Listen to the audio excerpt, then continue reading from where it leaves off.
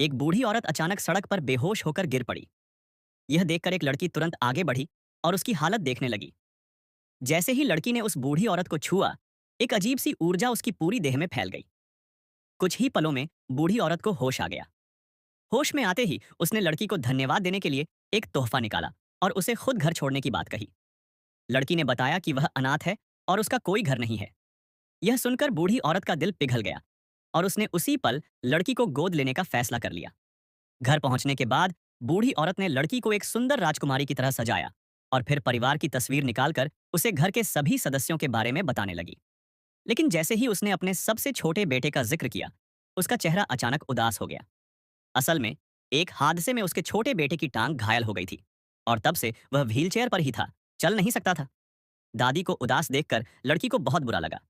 वह एक कटोरी में दवा लेकर अपने बड़े भाई के कमरे में पहुंची। लेकिन तभी उस भाई ने धनुष उठाकर उसे निशाना बना लिया।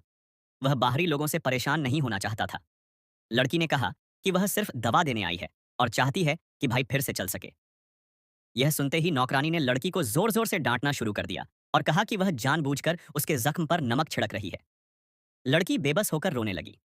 उसकी आवाज सुनकर दादी तुरंत वहां पहुंची और पूछा कि क्या हुआ। दादी के गुस्से से नौकरानी डर गई और कुछ बोल नहीं पाई। तभी बड़े भाई ने आदेश दिया कि लड़की को बाहर ले जाया जाए। लेकिन लड़की ने जिद की कि वह दवा पिलाकर ही जाएगी। उसने यह भी कहा कि वह उसकी टांग ठीक कर सकती है। बहस से बचने के लिए बड़े भाई ने मजबूरी में दवा पी ली। इसके बाद लड़की ने जल्दी से उसकी टांग पर हाथ रखा। उस समय कुछ भी नहीं हुआ। जब लड़की और दादी बाहर जाने लगे, अचानक अगले ही पल वह भाई अपनी व्हील चेयर से उठकर खड़ा हो गया। यह देखकर सभी लोग हैरान रह गए। दादी को लगा कि यह लड़की भगवान की भेजी हुई सौभाग्यशाली परी है।